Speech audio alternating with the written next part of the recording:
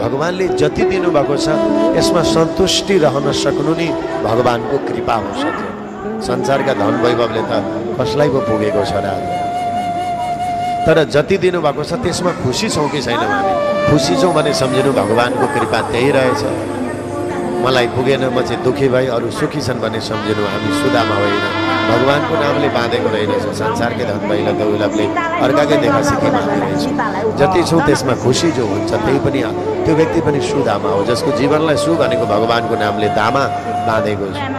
भगवानको नामले बाँधेको व्यक्तिहरू हात गोडा नचले पनि कहीँ गएर थन्के पनि उनीहरूले भगवानप्रति कुनै गुनासो गर्दैनन्। जस्तो कि झमक कुमारी घिमिरे, उनले आज परमात्मासँग कुनै गुनासो गरेनन्,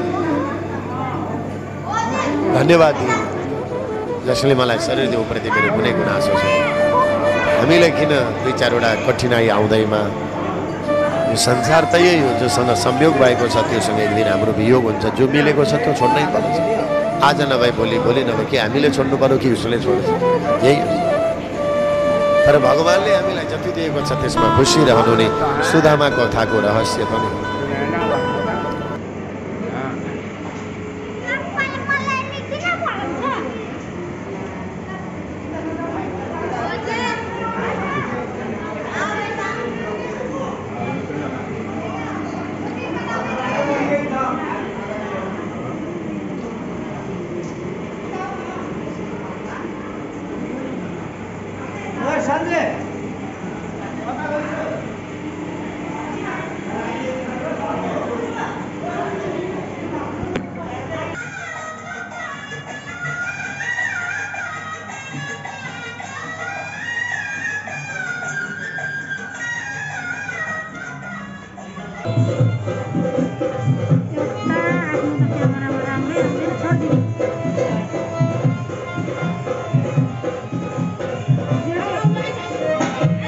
बे भएको यो चाहिँ